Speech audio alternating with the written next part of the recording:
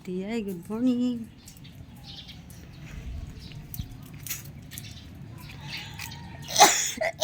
Ay, naunsa ba? Tunong nga po noon. Good morning mga tiyay. Simba ta mga tiyay. O niya ang ano ni tiyaying, ang attire ni tiyaying karon. Nakaganyan lang ang buhok natin. Wala tayong walang payong, walang cup. Harapin natin si araw mga tiyay. Yan na.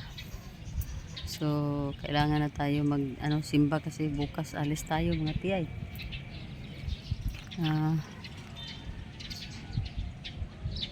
Iwan ko muna yung mga ko dito, mga boys ko dito mga tiyay.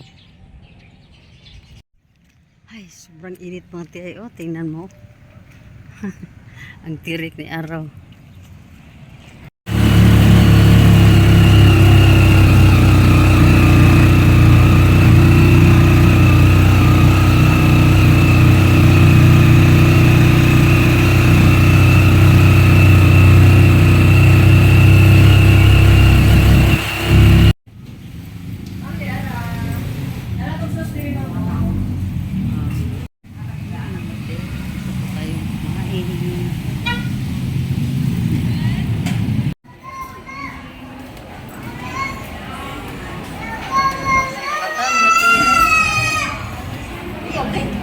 Mamalhin man dito, daghan kayo ang simbahan, hugaw kayo, kinanong pagkuha sa kabwaves kay ipintalan man nila kinising ang pintal, so ang ilang kiniskis usahay ng lupat pa na sa hinloanan kayo.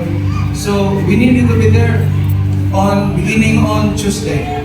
Kunya katong mga computer literate, katong makamao sa kining sa technicality sa atong sound system. Kalihog tabangin ninyo si Pastor June Ladra, no, kay pagbakit ani nga itong mga gamit padong dito. It really takes time and it really needs your experience, no, sa inyong technicalities ani nga itong mga sounds ug uban pa. So daghang kay tag mga trabahonon pa karon si mana. The busiest week will be this week. So kung ako'y panahon, nalipay ni mga tatay, mga damong pala, dapat dito ay kanang sa gawas na atong di masulod ang pison. So kinahanglan akong palahon dito aron ma-level ang itong ibang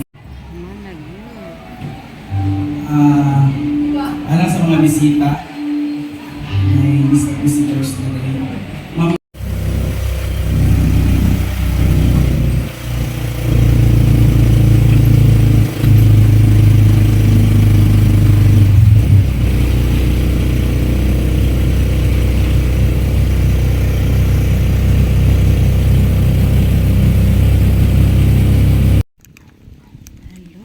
Mga tiyoy. Kararating ko lang galing sa sa church, pero dito pa po sa terminal. Sa terminal namin, sa puno ng kahoy. Dito pa ako mga tiyay. At magbaklay tayo. Sumasakit yung ulo ko ba? Sobrang init talaga. Nakabili ako ng payong. Kasi hindi ko kakayanin yung init mga tiyay. Sobra talaga. Sakit ng ulo. Hello mga tiyay, mga tiyoy. Grabe yung init. Sus, mabuti na lang pag dating ko dito sa bahay, ang lamig ng hangin. Ang ng hangin mga tiyay. Ang lamig ng hangin mga tiyay. Ay. So, ayan na si Ziki. Bumili na lang ako ng pagkain na pack lunch sa 7-Eleven mga te, kasi alam ko si Zeke lang nag-isa dito sa bahay. Ayan pahinga muna. Pahinga ng kunti. Sobrang init. Hello mga tiyay, good afternoon. Dito po yung tinapay mga tiyay, nabili ko sa sandwich. Nabili ko sa 7-Eleven kasi na mga tiyay, lunch time na ba, walang nagsaing dito sa bahay, kaya bumili na ako dito ng mga pack lunch at bumili ako ng ganito Pero hindi ko na gustuhan yung ano, yung rice and mga Sisig. sisig, chicken sisig ata yan. Tsaka ito, meron ding tinapay oh. Tig-isa kami ni Ziki Boy. Kaya, mas maigi pa na, masarap pa siguro na ito ang kakainin ko mga tiyan. Huy! Ito oh. Mas nagustuhan ko pa ito oh. Grabe talaga. Grabe talaga ang init mga tiyaying.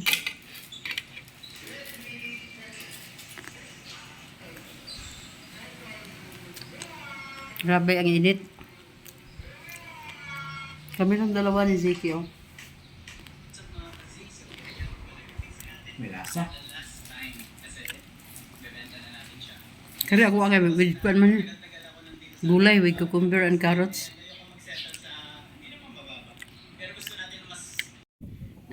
Naka-relax na tayo mga tiyay.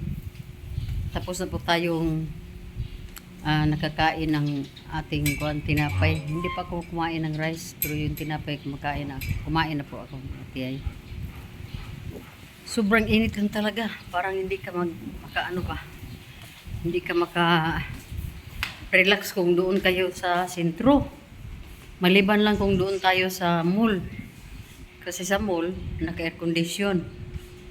Pero kung dyan tayo sa sa from market to Emporium to somewhere dyan sa pinakasentro ng Valencia, hindi kayo papasok sa mall. Parang hindi mo matiis yung sobrang init. Oh. Ako, lang, from church to, from church to 7-Eleven. Doon lang ako nagpunta mga tiyay kasi alam ko na hindi ko kakayanin kung magpunta ko ng mga mga lugar na hindi walang air condition kasi sobrang init nga mga tiyay at mayroon nga tayong may hypertension tayo. Kaya iwasan natin yung sobrang init at nakabili nga ako ng payong. Dahil pag dating ko dito sa Ricari Village, pag walang payong mga tiyay, kasi may walking distance pa ako from yung puno ng kahoy, yung tinatawag ko na terminal. Doon, kailangan ko pang mag-walk ng mga siguro, mga 7 minutes. Kasi mahina ako maglakad mga tiyay. Lalo na pag init. Kaya naisipan kong bili na lang talaga ako ng payong para para iwas sa mga yung tumaas yung ating blood pressure. Ganyan naman talaga mga tiyay, no? Kailangan natin preparahan yung mga ganyan kasi mahirap na. Hi! Hello everyone! Good afternoon! Ayan na si Tiyaying, oh. Nakapag-relax na tayo ng bunggang mga tiyay. Andito tayo ngayon sa terrace at hinarap natin tong buga ng hangin. Masarap pag ang hangin kasi malamig. Kahit na mainit kanina mga tiyay, pero pagdating ko dito sa bahay, wala na. Talagang nahimasmasan tayo. So, andito ako mga tiyay, katatapos ko lang katatapos lang namin mag-usap ng anak ko, si Mabel, sa Canada. At, dahil hindi tayo maraming video ngayon mga tiyayeng kasi simba lang yung ko kanina doon sa sentro, sa simba natin mga tiyay. So ngayon, siyempre hindi pa nga ako nakapagbihis mga tiyay at excited na po ako mga tiyay kasi bukas po ay aalis na po tayo. Mamaya siguro ko na yung pulpak na po ako mga tiyay. na prepare ko na po yung lahat ng mga dadalhin ko. Hindi naman marami, no? Basta ready na po ako at ang ano ko, ang yung mga dito lang sa bahay, yun lang ang asikasuhin ko mga kay. Mayroon na po akong listahan sa mga lulutuin ni Nining, breakfast to dinner. Mayroon na po akong mga listahan yan kung anong ulam, kailan sila mag-Milo. Yun, mayroon na po akong listahan yan. At yung mga mga allowance din ng mga bata, mga tiyay, i-ready po natin dahil wala tayo pag mga kailangan sila. Tapos na din po ako sa ibang mga bills natin. So yun mga tiyay, pasok tayo sa kwarto.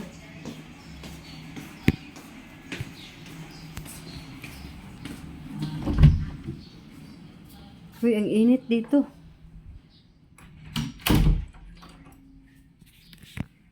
Mainit dito mga tiyay. Hindi pa na yung aircon. Kailangan talaga natin mag-aircon dito kasi glass yung mga natin dito mga tiyay. Ay, glass yung mga window. Tika muna ha. Hello mga tiyay. Hala, wala na ikaw water. Wala na yung water. Ako ang dari mga tiyay. Tika muna. Ayan mga tiyay. Ayan tayo mga tiyay. So, dahil aalis tayo, bukas pa naman sa first flight yung namin. Umpisa ng namin, kaso lang kailangan ko nang pumunta doon sa Cagayan de Oro kasi ang layo ng Cagayan de Oro from Valencia, mga 3 hours and a half sa bus. So kaya advance na ako magpunta.